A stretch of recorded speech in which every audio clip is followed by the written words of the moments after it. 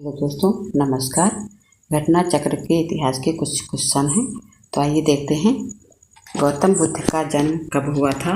1563 ईस्वी पूर्व, 558 ईस्वी पूर्व, 561 ईस्वी पूर्व या 544 ईस्वी पूर्व।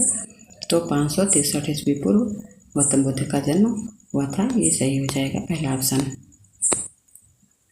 गौतम बुद्ध का जन्म कपिलवस्तु के निकट लुम्बिनी में 563 ईस्वी पूर्व में हुआ था। इनके पिता शुद्धोधन साकीगढ़ के प्रधान थे तथा माता महामाया देवी कोलिये गणराज्य कोली वंश की कन्या थी। 29 वर्ष की अवस्था में उन्हें त्याग दिया गया, जिसे बौद्ध ग्रंथों में महाभिनिष्क्रमण की संज्ञा दी गई है। गौतम बुद्ध के जीवन की किस घटना को महाभिनिष्क्रमण के रूप में जाना जाता है? उनका महापरिनिर्वाण, उनका जन्म, उनका गृह त्याग या उनका प्रबोधन। तो सी आंसर सही हो जाएगा, उनका गृह त्याग कहा जाता है।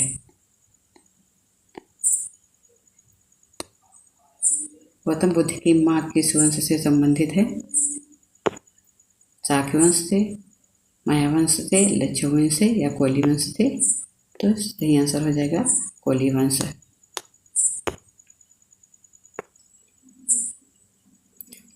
गौतम बुद्ध का जन्म कहाँ हुआ था? वैशाली में, लुम्बिनी में, कपिलवस्तु में या पाटलिपुत्र में? तो लुम्बिनी में गौतम बुद्ध का जन्म हुआ था। निम्नलिखित में से कौन सा नाम बुद्ध का दूसरा नाम है? पार्थ, प्रच्छन्न, मिहिर या गुडाकेश?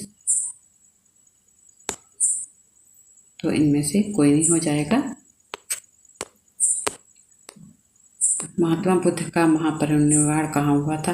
लुम्बिनी में, बोधगया में, कुशीनगर में या कपिलवस्तु में? तो कुशीनगर सही आंसर हो जाएगा। बुद्ध धर्म का प्रचार करते हुए महात्मा बुद्ध मल्लों की राजधानी पावा पहुंचे थे। वहां वे चुंद नामक लोहार की आम्र वाटिका में ठहरे थे। उसने बुद्ध को सूकर मधु खाने को दिया। उससे उन्हें रक्तस्राव हो गया और भयानक पीड़ा उत्पन्न हुई। इस वेदना के बाद भी वे कुशीनारा मल्ल गणराज्य की राजधानी पहुँचे। यहीं 483 ईस्वी पूर्व में 80 वर्ष की अवस्था में उन्होंने शरीर त्याग दिया। बौद्ध ग्रंथों में इसे महापरिनिर्वाण कहा जाता है। गौतम बुद्ध का महापरिनिर्वाण किस राज्य में हुआ था? वो राज्य है अंग, मगध, मल्ल या वत्स? तो वत्स में उनका महापरिनिर्वाण हुआ था।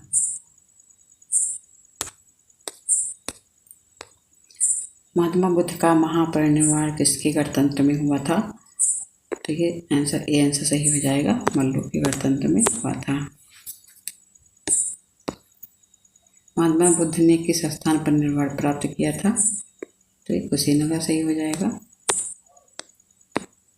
बौद्ध धर्म के सांसारिक दुखों से मुक्त या दुख निरोध को ही निर्वाण माना गया है। बुद्ध को सांसारिक दुखों से मुक्त यानी कि निर्वाण ज्ञान प्राप्ति के समय प्राप्त हुआ था, जो कि बोधगया में प्राप्त हुआ था। महापरिनिर्वाण मंदिर अवस्थित है कुशीनगर में, सारनाथ में, बोधगया में या श्रावस्ती में? तो इसका आंसर सही हो जाएगा कुशीनगर।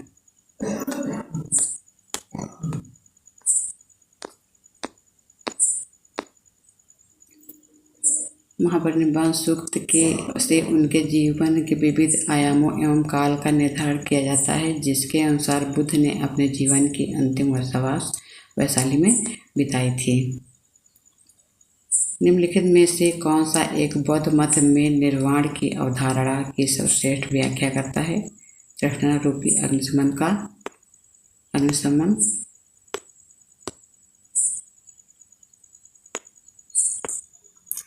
तृष्णा रूपी अग्नि का समन, स्वयं की पूर्णता, अस्तित्वहीनता, परमानंद एवं विश्राम की स्थिति, धारणातीत मानसिक अवस्था। तो इसका आंसर यह ऑप्शन सही हो जाएगा, तृष्णा रूपी अग्नि का समन सही हो जाएगा। बुद्ध के निर्वाण को मन की उस परम शक्ति के शांति के रूप में वर्णित किया है जो तृष्णा, क्रोध और दूसरी विषादकारी मन स्थितियों से परे है। यह शांति तभी प्राप्त होती है जब सभी वर्तमान इच्छाओं के कारण समाप्त हो जाएं और भविष्य में पैदा हो सकने वाली इच्छाओं को जड़ से नाश किया हो जाए। निर्वाण में तृष्णा और देश के कारण जड़ से समाप्त हो जाते हैं, जिससे मनुष्य सभी प्रकारों के कष्टों या संसार में पुनर्जन्म के चक्र से छूट जाता है। अलारकराम कौन थे? बुद्ध के एक शिष्य थे, एक प्रतिष्ठित बौद्ध भिक्षु थे, बुद्धकालीन एक शासक थे या बुद्ध के गुरु थे? तो अलारकराम बुद्ध के गुरु थे। महानिष्क्रमण के बाद ज्ञान की खोज में महात्मा बुद्ध अलारकराम के आश्रम में पहुँचे तथा उनसे दीक्षा ली। अलारकराम के आश्रम में उन्होंने तपस्या की, किंतु वे संतुष्ट नहीं हुए। अलारकराम सांख्य दर्शन के आचार्य थे तथा उनकी अपनी साधना शक्ति के लिए विख्यात थे। महात्मा बुद्ध ने अपना धर्म चक्र प्रवर्तन के स्थान पर दिया था, यमुनी में, सारनाथ में, पाटलिपुत्र में या वैशाली में। तो बी ऑप्शन सही हो जाएगा, सारनाथ में दिया था। ज्ञान प्राप्ति के पश्चात गौतम बुद्ध ने अपने मत का प्रचार प्रारंभ किया था। उर्वेला से वे सबसे पहले ऋषपतन निकट गए थे आए। यहाँ उन्होंने 5 ब्राह्मण सन्यासियों को पहला उपदेश दिया। ये प्रथम उपदेश को धर्मचक्र प्रवर्तन कहा गया है। बुद्ध के सबसे अधिक शिष्य कौशल राज्य में हुए थे तथा यहाँ की राजधानी श्रावस्ती में ही उन्होंने सर्वाधिक उपदेश दिए थे। गौतम बुद्ध कौशाम्बी किसके राज्यकाल में आए थे? सतानी, उदयन, भूत या निचच्छू? तो उदयन के समय में कौशाम्बी आए थे गौतम बुद्ध। महात्मा बुद्ध वस्त्रराज उदयन के शासनकाल में कौशाम्बी आए थे। वहाँ उन्होंने नवाभिश्राम किया था। उदयन ने पिंडोला भारद्वाज के प्रभाव से बौद्ध बनने के बाद घोषताराम विहार भिक्षु संघ को दान दिया था। महात्मा बुद्ध की मृत्यु के पश्चात प्रथम बौद्ध संगीत की अध्यक्षता की गई थी। महाकश्यप द्वारा, धर्मसेन द्वारा, अजातशत्रु द्वारा या नागसेन द्वारा? तो महाकश्यप द्वारा दी गई थी। प्रथम बौद्ध संगीत की बुद्ध की मृत्यु के तत्काल बाद राजगृह की सप्तकर्णी गुफा में हुई थी। इस समय मगध का शासक अजातशत्रु था। इस संगीत की अध्यक्षता महाकश्यप ने की थी तथा इसमें बुद्ध के प्रमुख शिष्य आनंद और उपाल भी उपस्थित थे। इसमें बुद्ध की शिक्षाओं का संकलन हुआ था तथा उन्हें सुत और विनय नामक 2 पिटकों में विभाजित किया गया था तथा उपाल क्रमशः धर्म और विनय के प्रमाण माने गए थे। प्रथम बौद्ध परिषद का संचालन निम्नलिखित में से किस एक ने किया था? आनंद ने, महाकश्यप ने, मोगलपुत्तिस ने या उपाली ने? तो महाकश्यप ने किया था। सप्तपर्णी गुफा कहाँ है? सांची में, नालंदा में, राजगृह में या पावापुरी में? तो राजगृह में सप्तपर्णी गुफा है। इस शासक के काल में चतुर्थ बौद्ध संगीत का आयोजन कश्मीर में हुआ था? अशोक के समय, कालाशोक के समय, कनिष्क के समय या अजातशत्रु के समय? तो चतुर्थ बौद्ध संगीत कनिष्क के समय में हुई थी। चतुर्थ बौद्ध संगीत परिषद कहाँ हुई थी? कनिष्क के शासनकाल में, अशोक के शासनकाल में, हर्षवर्धन के शासनकाल में या मिनांडर के शासनकाल में?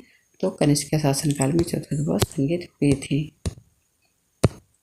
इसमें से किस शासक ने चतुर्थ बौद्ध संगीत कश्मीर में आयोजित किया था? तो कनिष्क ने किया था।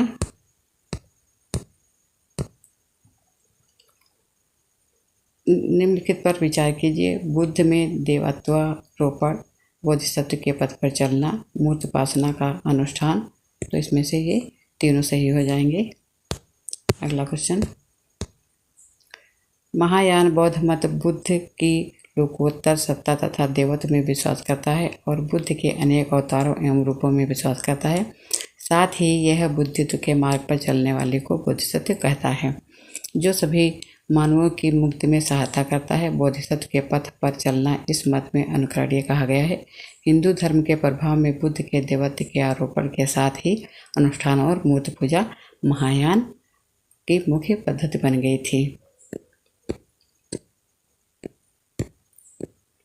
निम्नलिखित में से किस शासक ने द्वितीय बौद्ध सभा का आयोजन किया था? अजातशत्रु ने, कालाशोक ने, आनंद ने या अशोक ने?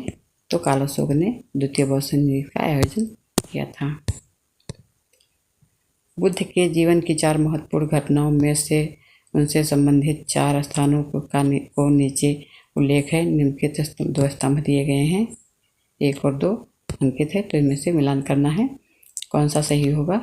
जन्म सारनाथ, ज्ञान प्राप्त बोधगया, प्रथम प्रवचन लुम्बिनी, निधन कुशीनगर। तो जन्म हो जाएगा, जन्म इनका हो जाएगा लुम्बिनी, ज्ञान प्राप्त बोधगया हो जाएगा, प्रथम प्रवचन सारनाथ हो जाएगा और निधन कुशीनगर, ये सही हो जाएगा। महात्मा बुद्ध का जन्म 563 ईस्वी पूर्व में कपिलवस्तु के समीप लुम्बिनी में हुआ था। बोध गया में वैशाख पूर्णिमा की रात को उन्हें ज्ञान प्राप्त हुआ था। काशी के ऋषिपत्तन यानी सारनाथ में उन्होंने प्रथम उपदेश धर्मचक्र प्रवर्तन दिया था एवं कुशीनारा में उनका निधन हुआ था, जिसे बौद्ध साहित्य में महापरिनिर्वाण कहा जाता है। भारतीय कला में बुद्ध के जीवन की किस घटना का चित्र मृग सहित चक्र द्वारा हुआ है। महाभिनिष्क्रमण, संबोधि, प्रथम उपदेश या निर्वाण। तो इसका सी आंसर सही हो जाएगा, प्रथम उपदेश। भारतीय कला में बुद्ध के जीवन के प्रथम उपदेश का चित्रण मृग सहित चक्र द्वारा हुआ है। बुद्ध ने अपना प्रथम उपदेश सारनाथ में यानी मृगदाव हिरणवन में दिया था। बोध गया में महाबोधि मंदिर बनवाया गया था, जहाँ गौतम बुद्ध पैदा हुए थे। गौतम बुद्ध को ज्ञान प्राप्त हुआ था। गौतम बुद्ध ने अपना प्रथम प्रवचन दिया था या गौतम बुद्ध की मृत्यु हुई थी, तो बी ऑप्शन सही हो जाएगा, गौतम बुद्ध को ज्ञान प्राप्त हुआ था। बोध गया में 6 वर्ष की साधना के पश्चात 35 वर्ष की आयु में महात्मा बुद्ध को वैशाख पूर्णिमा की रात को एक पीपल के वृक्ष के नीचे ज्ञान प्राप्त हुआ था। बोध गया में बोध वृक्ष अपने वंश की किस पीढ़ी का है। तृतीय पीढ़ी का, चतुर्थ पीढ़ी का, पंचम पीढ़ी का या षष्ठम पीढ़ी का। तो पंचम पीढ़ी का हो जाएगा। महाबोधि मंदिर स्थित वर्तमान बोध वृक्ष वही नहीं है जिसके नीचे बैठकर महात्मा बुद्ध ने ज्ञान प्राप्त किया था। इंसान के अनुसार उस मूल वृक्ष को 7वीं शताब्दी में सम्राट शशांक ने नष्ट कर दिया था। वर्तमान वृक्ष जिसे हम देख रहे हैं 5वीं पीढ़ी का है, जिसे अलेक्जेंडर कनिंघम ने लगवाया था। ये वृक्ष पूरी तरह संरक्षित है और केवल इससे गिरी हुई पत्तियों को ही छूने एवं उठाने का अधिकार है। निम्नलिखित में से कौन सा बौद्ध पवित्र एवं स्थल निरंजना नदी पर स्थित था। बोधगया, कुशीनगर, लुम्बिनी या ऋषिपत्तन। तो ये ऑप्शन सही हो जाएगा, बोधगया। पवित्र बौद्ध स्थल बोधगया, जहाँ गौतम बुद्ध को सर्वप्रथम ज्ञान प्राप्त हुआ था, निरंजना नदी पर स्थित है। आधुनिक फाल्गुन नदी को ही पूर्व में निरंजना के नाम से जाना जाता था। यह नदी 2 छोटी धाराओं निरंजना एवं मोहना के मिलने के बाद बनती हैं। बुद्ध के उपदेश किससे संबंधित है। आत्मा संबंधी विवाद से, ब्रह्मचर्य से, धार्मिक कर्मकांड से या आचरण की शुद्धता एवं पवित्रता से। तो डी ऑप्शन सही हो जाएगा, आचरण की शुद्धता एवं पवित्रता से। महात्मा बुद्ध के उपदेश आचरण की पवित्रता एवं शुद्धता से संबंधित है। बुद्ध के उपदेशों में आत्मा संबंधी विवाद नहीं है। धार्मिक कर्मकांडों ने बुद्ध ने आलोचना की है। गौतम बुद्ध के बारे में निम्न में से क्या सत्य है। वे कर्म में विश्वास करते थे, आत्मा का शरीर में परिवर्तन मानते थे, निर्वाण प्राप्ति में विश्वास करते थे या ईश्वर की सत्ता में विश्वास करते थे। तो वे कर्म में विश्वास करते थे और निर्वाण प्राप्ति में विश्वास करते थे। 1 और 3 सही होगा, इसमें 1 और 3 ऑप्शन नहीं है। महात्मा बुद्ध कर्म सिद्धांत में विश्वास करते थे। वे आत्मा में विश्वास न करते हुए भी पुनर्जन्म में विश्वास करते थे।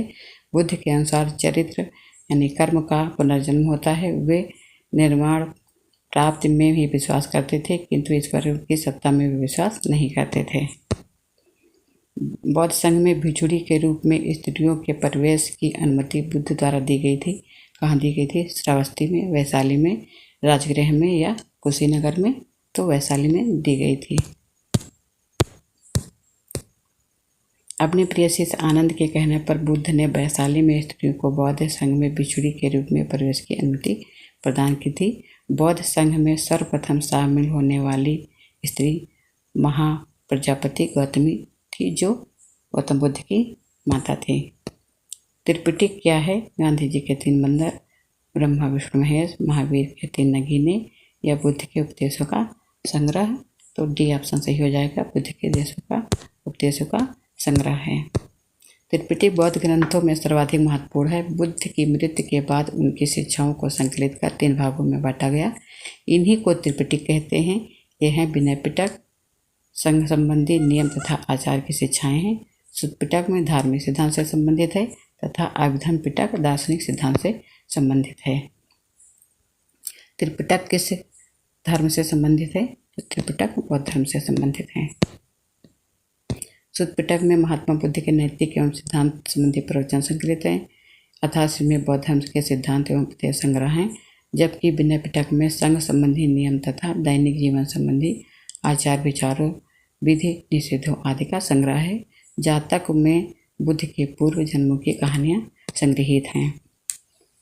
बौद्ध धर्म में त्रिरत्न का क्या अभिप्राय है? त्रिपिटक है, बुद्ध धम्म संघ है, शील समाधि संघ है या सत्य अहिंसा करुणा है। तो इसका सही आंसर हो जाएगा बुद्ध धम्म और संघ।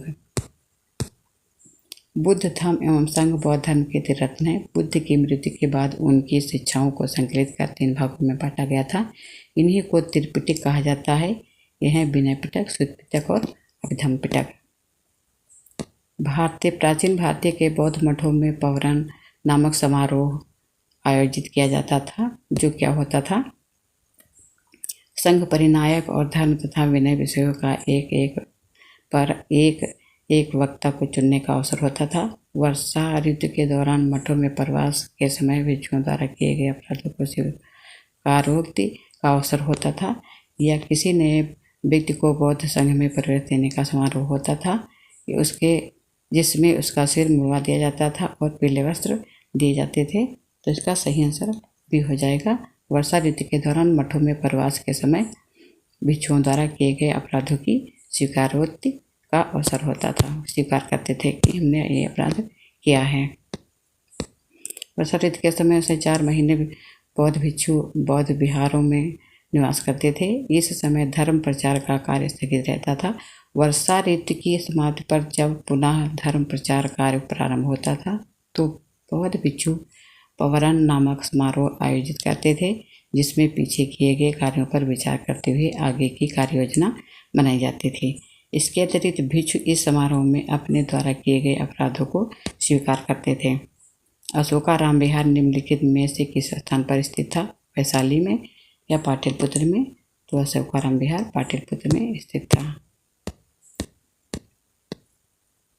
वो स्तूप स्थल जिसका संबंध भगवान बुद्ध के जीवन की किसी भी घटना से नहीं रहा है, वो कौन सा है? सारनाथ है, सांची है, बोधगया है या कुशीनारा है? तो सांची बौद्ध से नहीं संबंधित है। बोधगया का स्तूप स्थल बुद्ध की ज्ञान प्राप्ति से सारनाथ, जन्म से प्रवर्तन से कुशीनारा तथा कुशीनारा यह बौद्ध की मृत्यु से संबंधित है, जबकि सांची बुद्ध के जीवन की किसी भी घटना से संबंधित नहीं है। इसका भी आंसर नहीं दिया है, गलत है।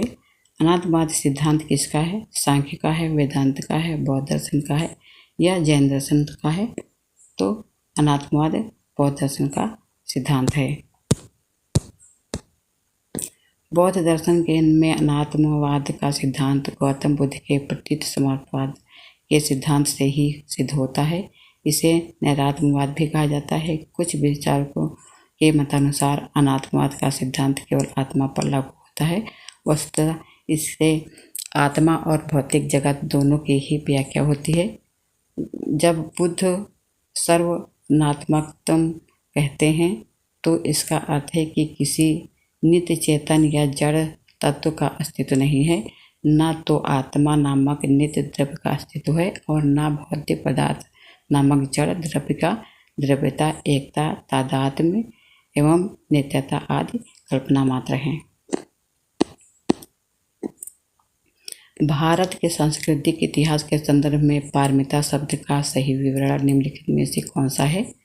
सूत्र पद्धति में लिखे गए प्राचीनतम धर्मशास्त्र पाठ, वेदों के प्राधिकार को अस्वीकार करने वाले दार्शनिक संप्रदाय या परिपूर्णताएं जिनकी प्राप्ति से बोधिसत्व पद प्रशस्त हुआ। आरंभिक मध्यकालीन दक्षिण भारत की शक्तिशाली व्यापारी श्रेणियां, तो इसका सी आंसर सही हो जाएगा, परिपूर्णताएं जिनकी प्राप्ति से बोधिसत्व पद प्रशस्त हुआ था। बौद्ध धर्म में बोधिसत्वों को बुद्धत्व प्राप्त करने के लिए पारमिता नामक विशिष्ट साधना का वर्णन किया गया है। पारमिता एकमात्र ऐसा साधन है जिसके द्वारा बुद्ध की मान्य पदवी बुद्धत्व की प्राप्ति की जा सकती है। बोधिचर्यावतार में आचार्य शांतिदेव कहते हैं कि जो साधक बुद्धत्व की प्राप्ति के लिए यत्नवान है अर्थात जो बोधिसत्व है, उसे षष्ठ पारमिताओं दान पारमिता, शील पारमिता, शांति पारमिता, वीर पारमिता, ध्यान पारमिता तथा प्रज्ञा पारमिता को ग्रहण करना चाहिए। सर एडविन अलार्ड की पुस्तक द लाइट ऑफ एशिया आधारित है, इस पर आधारित है। एडविन अलार्ड की पुस्तक दिव्यावदान पर, ललित विस्तार पर, शुद्ध पिटक पर या अभिधन पिटक पर, तो ललित विस्तार पर आधारित है। थैंक यू दोस्तों, नमस्कार।